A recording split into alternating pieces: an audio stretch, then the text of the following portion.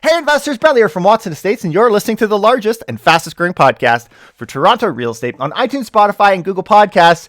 As you can tell, bidding wars, they're not working out so well these days, and so the question for buyers is, how should we be crafting our offers? We're going to talk about that, give you some answers, and then as we get closer to the Ontario election, we have the platforms from the different parties, how they're going to address the affordability crisis in housing in Ontario. We're going to talk about what each of them have to say and what they're proposing, and then as it relates to the interest rate increase, which is obviously having an impact on housing prices, how will the house price collapse, the drop in various markets across the country because of rising interest rates, impact the overall trajectory of the interest rates? Will it have an impact? And it seems as though that might be the case as we listen to some of the comments from the Bank of Canada, some of the things we're going to cover today. I'm glad you guys could join us. I'm really excited about this week because we're going to get back into playing church co-ed baseball. I've been missing it. It was closed because of the pandemic. I mean, we've got a few people on our team that throw like girls, but other than that, we have a lot of fun. And Jesus was a baseball fan, so am I.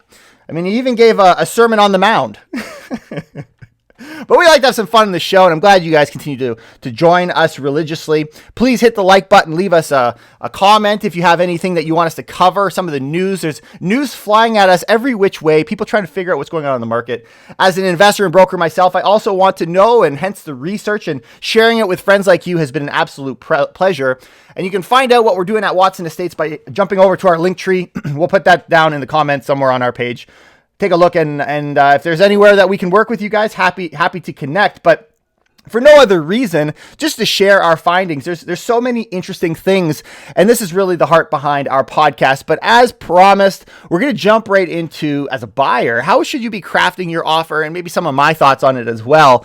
Offers are looking a hell of a lot different than they did a couple months ago. So we're going to start with a global news article, leave some comments, and teach you some stuff. And we're going to have many realtors, sales professionals out there saying, yes, amen, I agree, I'm seeing this as well. But for some of you who maybe haven't put an offer together in the last couple of months, you might be unaware of some of the major shifts and how things are now looking in our market. But here we go. The apparent cooling in Canada's housing market is leaving many buyers and sellers alike confused about how to price and bid on homes in the normally fervent spring market, real estate brokers say. Those who spoke to Global News said the new market is resulting in negotiating power swinging back into the hands of buyers in many cases. We're going to talk about what that looks like.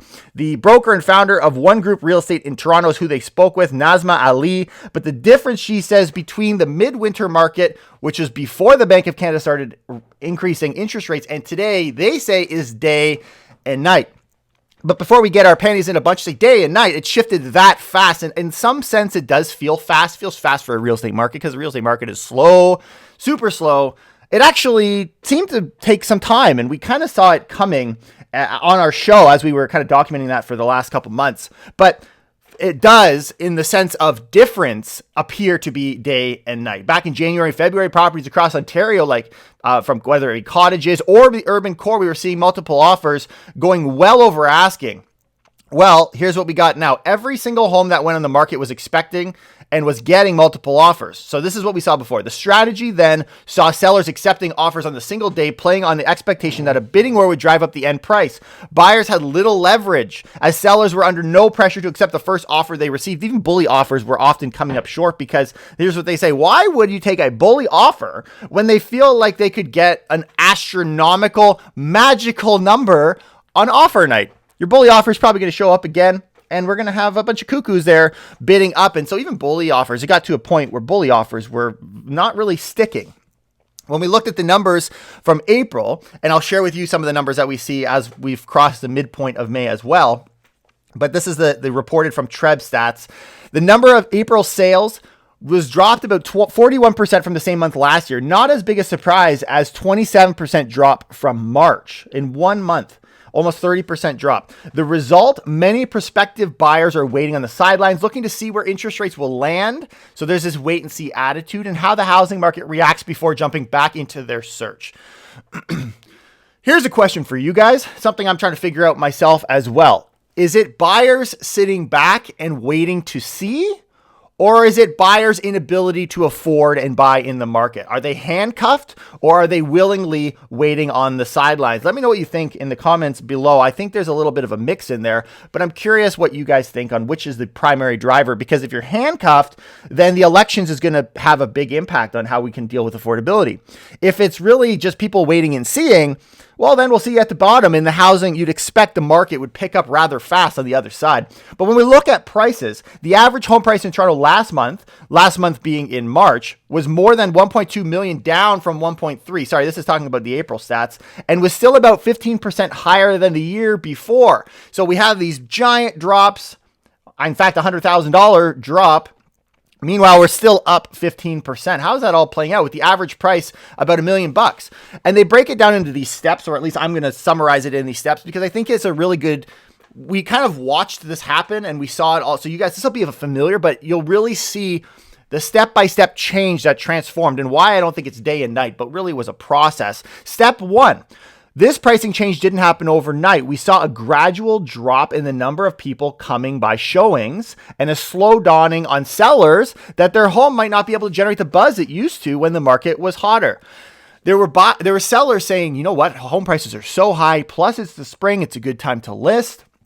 Meanwhile, the realtors are saying, hey, the market is changing, interest rates are about to go up. And we saw this massive jump in listings all at the same time.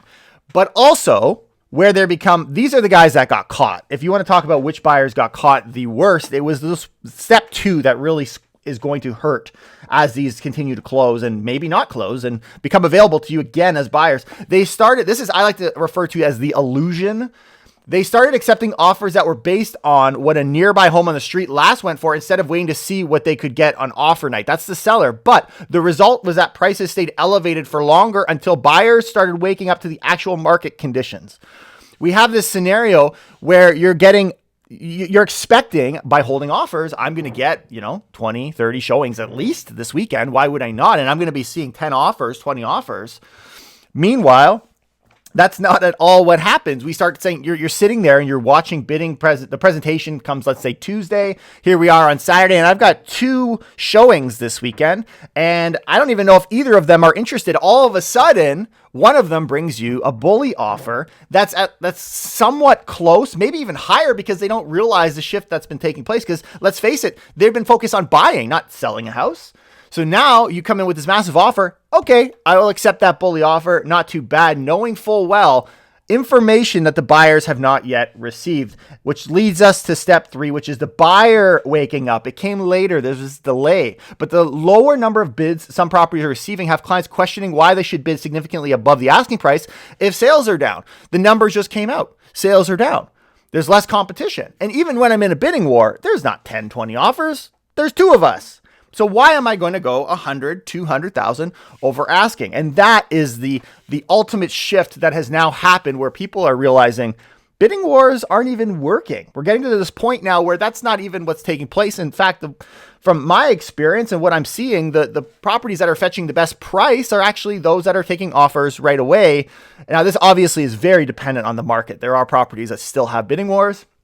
But as this report says, 90% of them are better off just receiving offers. In fact, I've noticed that buyers don't even want to see properties that are holding offers. If you say we're holding offers, I receive phone calls on my listings from agents that say, what kind of price expectation? I hear the word expectation more than any time in my entire life.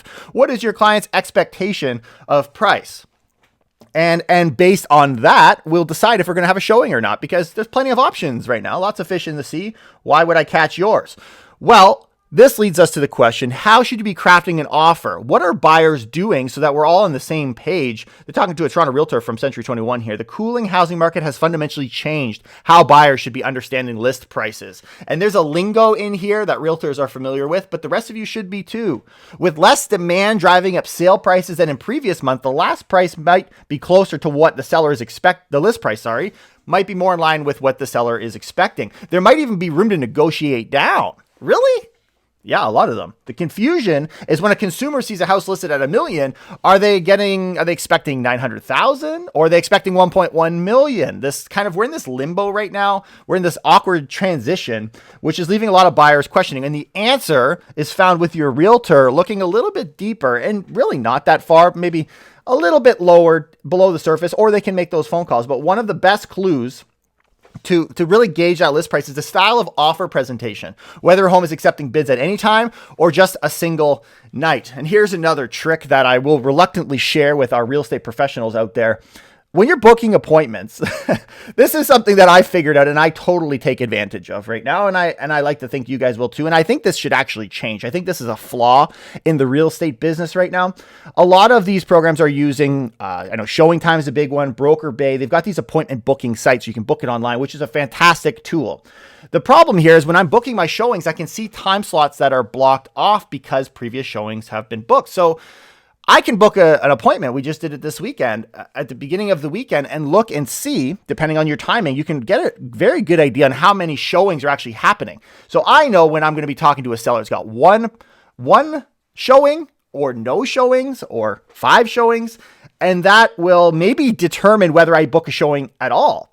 So that I think is a bit of a tip, and hopefully you guys I wonder if you guys are using it or if this is new information, but I've started doing this for all of my appointments. I'm going to go book an appointment. I have notes on the details of when they're going to be, if they're holding offers, really getting so that when I'm advising my client, I can be very clear and how many showings they're having this weekend. How nice is that? Instead of having to sneak into the listing of your neighbor and, go and take a picture of all the cards and guessing how many showings there's been, you can go on in real time and see every weekend. You can go on every day and see how many, people, you can take it as far as you want, but I think that's a tip. I think that's a bit of an issue in our market, but it's transparency. It's transparency for my buyer in a world where when you're holding offers, it just doesn't work for me. And that's a tool that I've been able to use. But the lingo, moving on, that wasn't even in my notes here. That's something that I think is worth sharing. And hopefully that's enough of a gold nugget to make this episode worth it. But there is lingo out there on the listing. It says offer at any time or offers any time. That means that it's probably going to go around the list price or slightly below. But when there's a bidding war situation or an offer presentation date, they say it's always underpriced with the expectation that all the offers will be above a particular price. But trust me, the offers are coming in around list price, which is why I say, you have some, again, there are some exceptions, but generally people are lowballing because it's like, hey, that's the price. That seems like a fair price. Even in the feedback, that seems like a fair price. Meanwhile, you and your sellers that listing that property are thinking that's way low. We should have tons of activity. Doesn't work like that. In reality, many of the ones priced for multiple offers are selling below the list. And to me, multiple offers are rarely working as well now. In fact, I've noticed buyers, as mentioned, refusing to view units when they've decided that they're going to be holding offers. That can actually be an interference with you. And we saw this back in 2017 a little bit, but we're definitely seeing it a lot more now. There are still a few homes that drive bidding wars. They're real gems that tick all the boxes, they say, but the majority of homes, 90%, would actually be negotiating downwards. So more likely than not, that's what you're going to expect when you're bringing an offer. The other thing that this has changed is the opportunity to bring in conditions.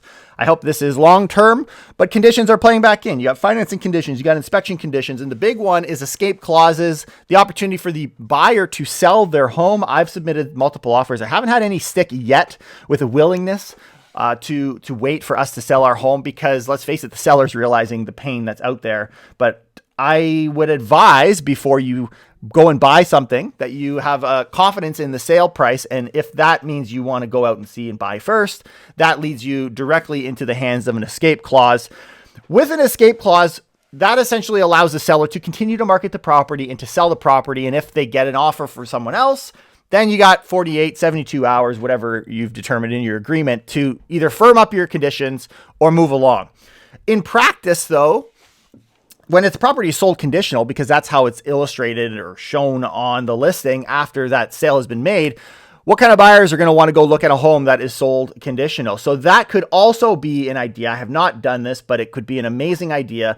As escape clauses begin to work their way into the market, if you can find homes that are sold conditional on an escape clause and be the one buyer that goes in, you might be able to find yourself a nice deal. somebody that's just sick of waiting for them to sell their home, it's taking too long, there's another opportunity for buyers.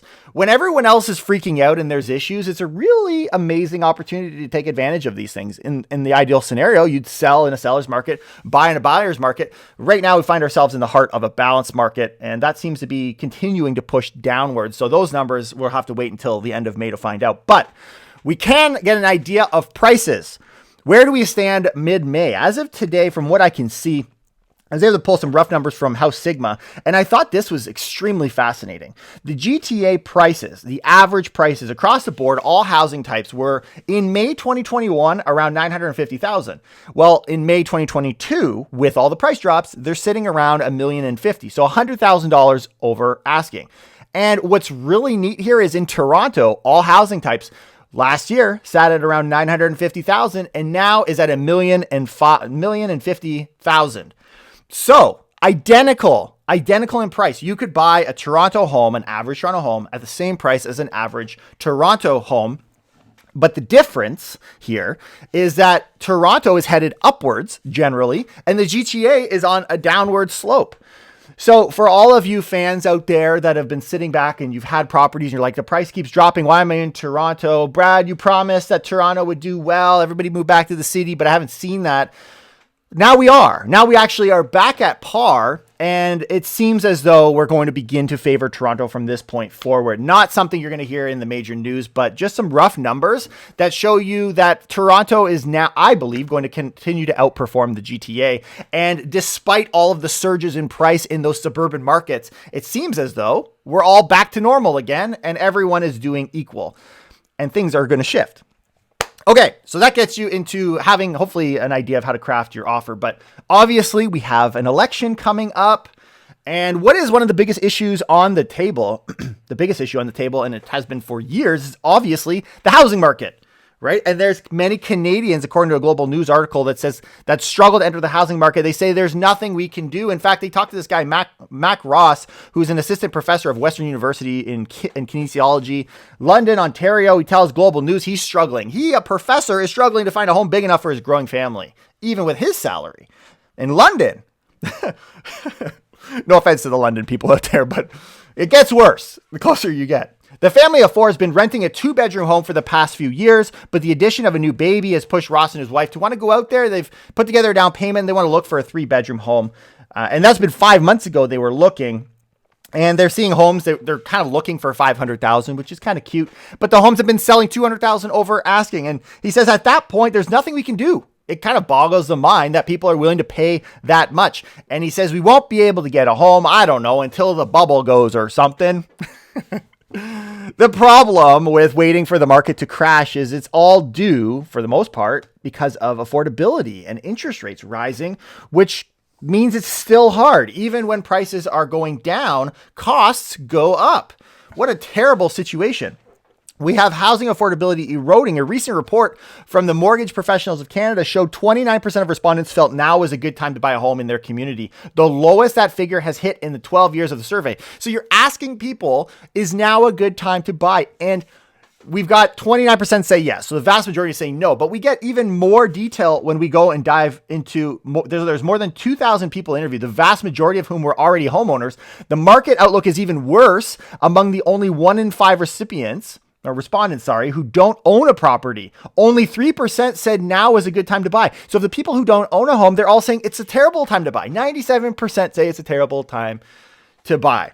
And though I do believe there is some more downside to come and there's more interest rate hikes to come, I would like to be considering purchasing a property when everyone else doesn't think it's the right time and is really sitting on the sidelines. And information in real estate happens so slow that if you can get your ducks in a row, you can get those pre-approvals, lock them in at the lowest rates you possibly can, there's going to be a window. I don't think we've hit the window yet. Definitely for move-up buyers, it's a fantastic time. You can maximize your sale and purchase and be able to find options that are out there. I would recommend a fast close because appraisals are going to hit you as prices continue to drop. But for move-up buyers, it's a fantastic time. For people retiring, I think it's also a fantastic time. It was a fantastic time a couple months ago, but things are going to hurt you more. That retirement, if you're relying on selling it in the next 5 years, might want to think about it, right? However, for people that have just, wads of cash and are ready to buy, I would want to be the first mover. I'd be wanting to listen to podcasts like this and being kind of aware of what's going on. And so when we hit rock bottom, you're ready to go. There's going to be some triggers that are going to fix the market. We're not there yet. And I'm going to share one of them by the end of this episode, a prediction that I have that can trigger things and get the market stimulated again, but we're not there. So we'll get there in a minute. Why then is affordability an issue? So they said there's a slew of factors. Number one, home prices rose 20% year over year in February, right? This is across Canada. Inflation levels, meanwhile, are at more than 30-year high. The Bank of Canada began increasing its interest rate targets, right? Fighting inflation. And then, though wages are also generally growing in Canada's tight labor market, economists from National Bank of Canada says home price growth is outpacing compensation for most Canadians. So affordability is going down.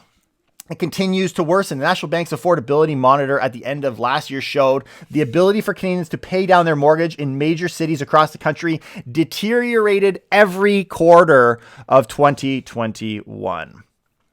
A big reason why listings will continue to rise, I thought this was a really good point and definitely something worth adding from this article.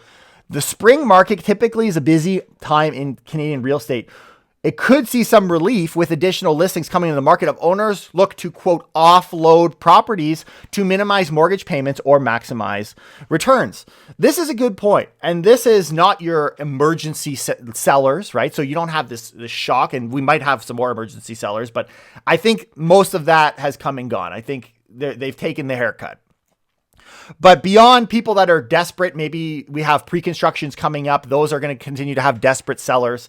Other than that, if I were to look to the future, I think the big discount sellers are going to come in the way of people who need to get rid of the properties because they're losing cash flow. We're talking about investors that are really not in a good financial position, that are sick of it and ready to walk. And you're going to have a wave of investment opportunities available in single family, obviously the bad investments, but you can maybe pick up a good starter home. I think there's a good opportunity in there because the mortgage payments, many Canadians, gravitating towards variable, some people coming up for renewal. This is going to continue to flood the market with new listings, and unless and until we have massive buyers, a big portion of which might be from immigration, we'll see. And there's going to be, I don't know, there's a lot of movement. Hopefully out of all of this chaos and all of my ramblings, you're getting some value. I think these are just the thoughts of Brad. And I hope you guys are equipped and ready. I think this is a fantastic opportunity, depending on where you are. And you guys are welcome to hit me up with a message if you have questions. We can chat a little bit more. But we're going to move on to the actual platforms. So we know affordability is an issue. What are each of the parties saying they're going to do about it? Well, the PCs, we kind of got a good picture of what they're going to do. Most of those announcements have come out, right? They want to pass legislation to increase homes across the province, which includes a non-resident speculation tax of 20%, setting a deadline for municipalities to approve zoning changes, and they want to spend $19 million to curb the backlog on the Ontario Land Tribunal. That's absolutely necessary. And the legislation is built off recommendations from the Housing Task Force, but as we mentioned on the show before, they kind of ignored many of the major points of that because they don't want to rock the boat. It's an election year. They already kind of feel like they're winning. Let's keep it simple. They also say they're committed to address unethical behavior among developers or by increasing fines and penalties if projects aren't completed in line with professional standards. I think that's a great thing. But when we move over, let's look at the NDP.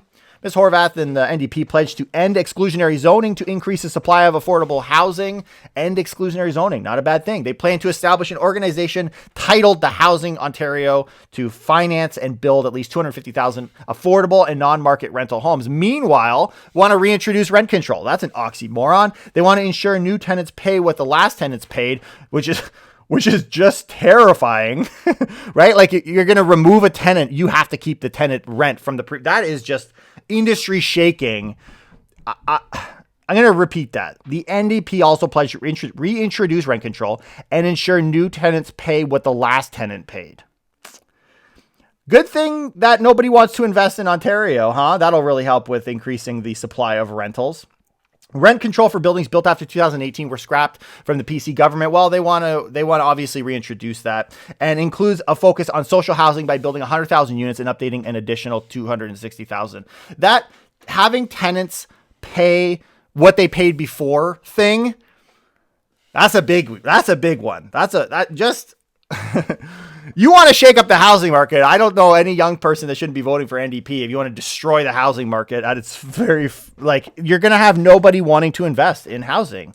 So what is that going to look like? I don't know. The party also commits to cracking down on speculation by introducing a speculation and vacancy tax. Also, the vacancy tax is a big one. That's also a big shake. The rate would be 2% of the assessed value and be phased in over 2 years. So we're going to add more taxes. That sounds like fun.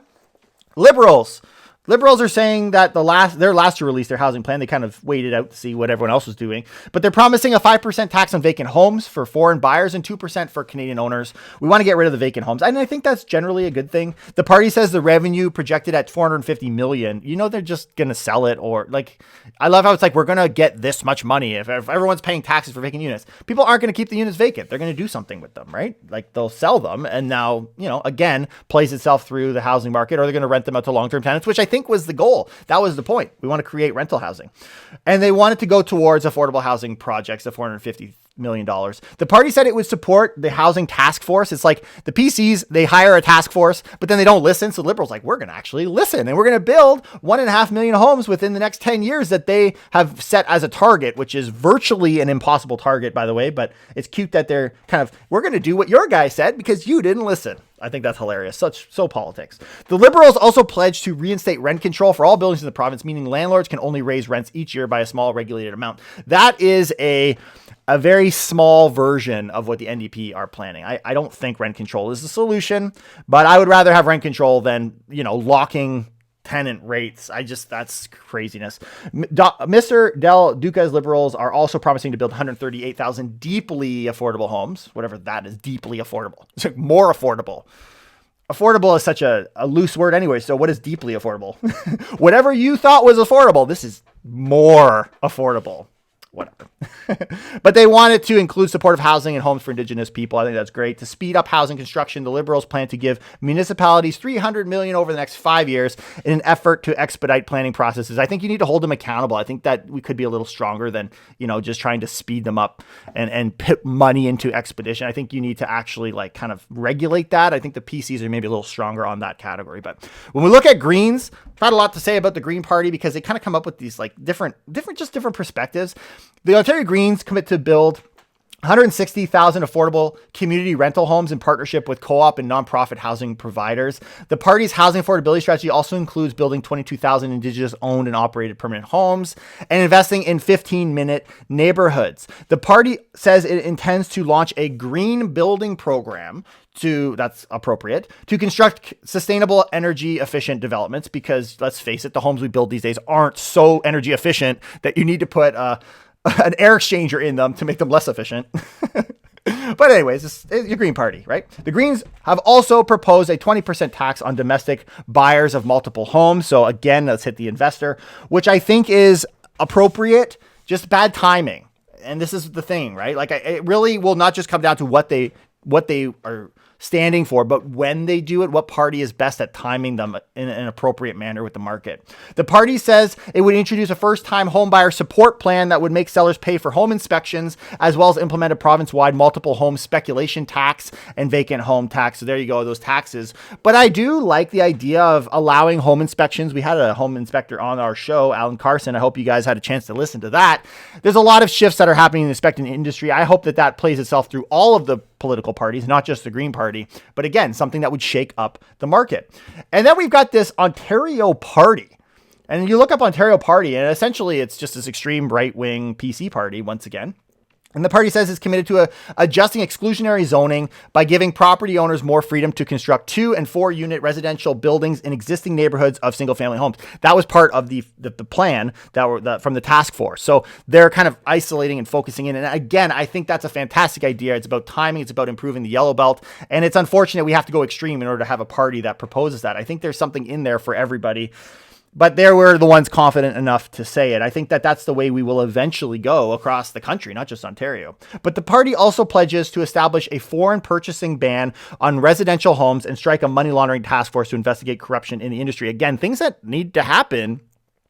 Why do we got to be so extreme in order to pull these out? Can we not have creative ideas at every level that don't just destroy our market? I don't know if my view on this came out. If it did, I apologize. I want to kind of share my thoughts on each of the different positions or platforms, less about which party I support. But those are the major platforms that they have, and you guys can continue to research it. More info will come out as they're questioned on it. But I would expect that my responses to a lot of these things would line up with my responses for a long time. Like, this is just my view, and obviously you guys have the right and the vote to decide for yourself. But platforms are fun. The debates are way funner, right? It's like Christian baseball. It gets more interesting when the leper enters the field. Look, hey Tommy, it's because people start throwing hands. Oh, a terrible joke. So unchristian of you. Okay, moving on. Is the Bank of Canada considering the housing market in its interest rate trajectory? Here's a big question. One that I've had with some of our guests. Penelope Graham was one of the people I asked about this because I think she's really well understanding of how this works. And what I want to get out of this as well is I want to share with you a prediction that I think is coming down the pipes on how this might play itself out. But we had this really interesting information come out from Deputy Governor Tony Gravel, the Bank of Canada, as they were talking about the interest rates and the changes. And they say, although interest rates how interest rates will go will depend on how the housing market responds to the rising borrowing costs.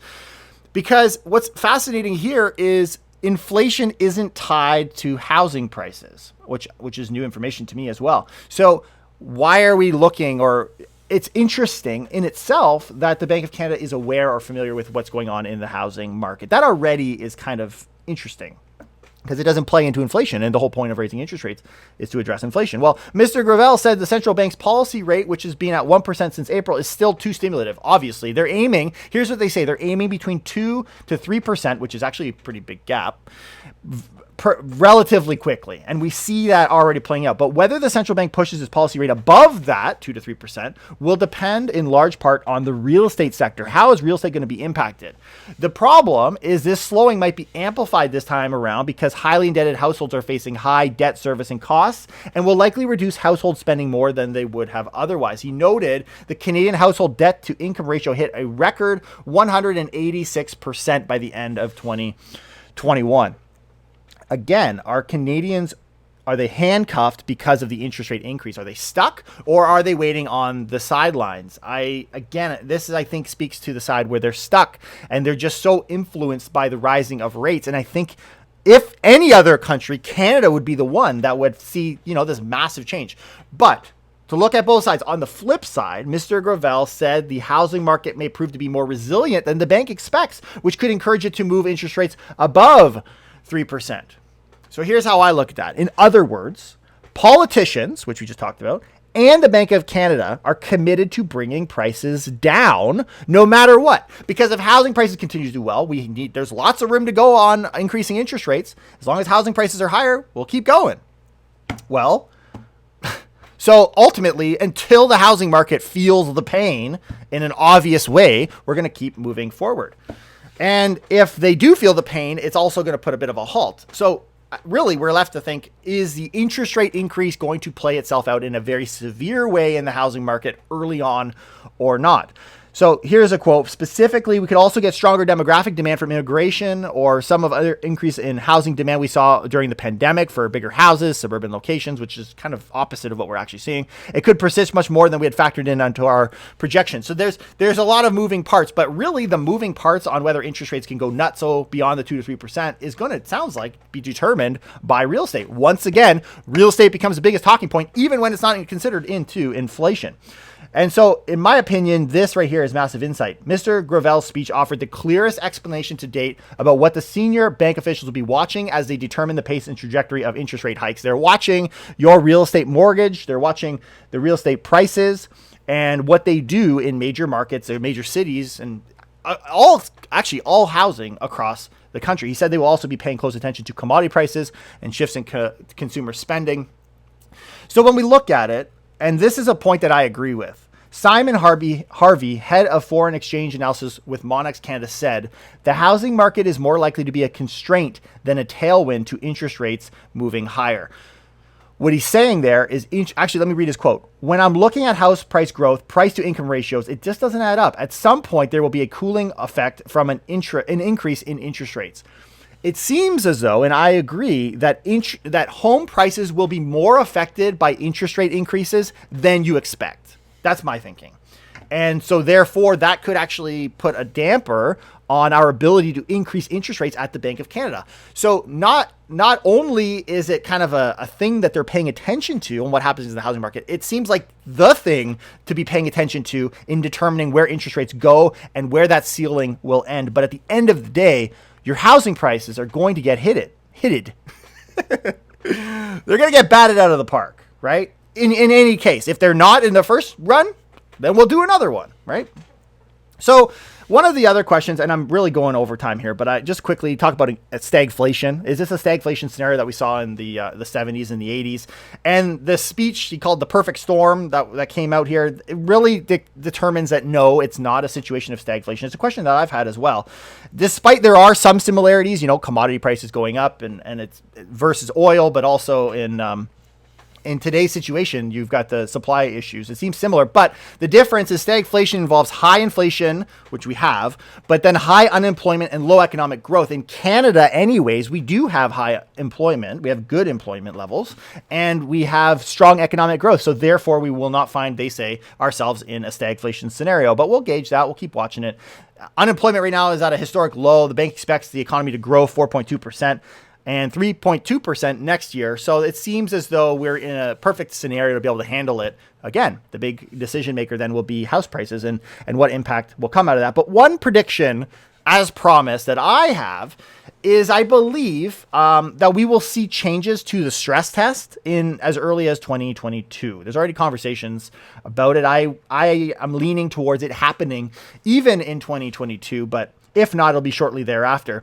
So Canada's banking regulator, talking about OSFI, is leaving the door open to tweak its mortgage stress test before the end of the year as the cost of borrowing soars and the housing market starts to cool across the country. Although OSFI expressed satisfaction with the current rules, and regulator said it would revisit them again at its annual stress test announcement scheduled for mid-December. So even if they don't make a change in December, we will have in my opinion, a big change taking place, or at least announced by mid-December.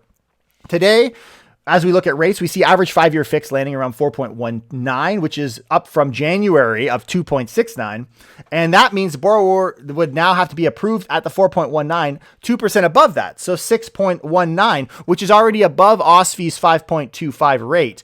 And already what's happening here is borrowers are moving towards variable rate mortgages, which sit at 2.4% today, and leave them exposed to higher and rising interest rates. So as we continue to push people into that variable rate mortgage, because they're just so much more affordable and they seem like, why would I not do that? It's, it just seems like it's going to leave people more exposed to further interest rate increases. And it's a cycle. It all will put more pressure on Canadians who are already highly indebted. Borrowers are also turning to alternative lenders. They're going outside the rules of OSFI. So we need to put a stop to that. And here's another reason, right, why I think, like when we talked, so Samantha Brooks, Chief Executive Officer of Mortgages of Canada, said her clients are now flocking, right, to alternative lenders. Today, the vast majority of her customers are borrowing from an alternative lender compared with half her clients base at the beginning of the year. We've seen a huge increase over the last couple of weeks. Everyone is saying, screw the stress test. I can't qualify at those levels. It's just way too high. Another reason why the stress test has really worked. It worked before to prepare Canadians for higher rates, knowing they would eventually come. Now the pandemic kind of threw it off a little bit, but they knew rates would eventually come. Well, higher rates are now here and they'll continue to be here. So I think the time is now to scrap it. We're experiencing it in real life. We don't need this tutorial anymore. But one thing that stands out as I've kind of thought this through is this would be a stimulative measure, right? Now you are no longer limiting people in the regular process of getting a mortgage from qualifying. You're opening up, you're allowing affordability to increase. And so what's interesting to me is OSFI was what crashed the market in 2017, but could it also be the first obvious step of getting back on track post rising interest rates? How interesting would that be, that the thing that hurt us in 2017 could be the lead driver, the first step in any stimulative move post interest rate increases? And time will tell. But wish me luck this Tuesday. We got the baseball, as mentioned. I'm really excited. It's the Lord's sport. God created the whole world, and he even called it the big inning, right? But if you guys could hit the share button, and you can again find what we're doing on a daily basis over at Watson Estates on our Linktree account. I hope you guys got some value out of the show. I know it was a bit of a long one, but a lot of insight, and I would love to hear what you guys think about these things, and I will see you guys next time. Take care and keep it real.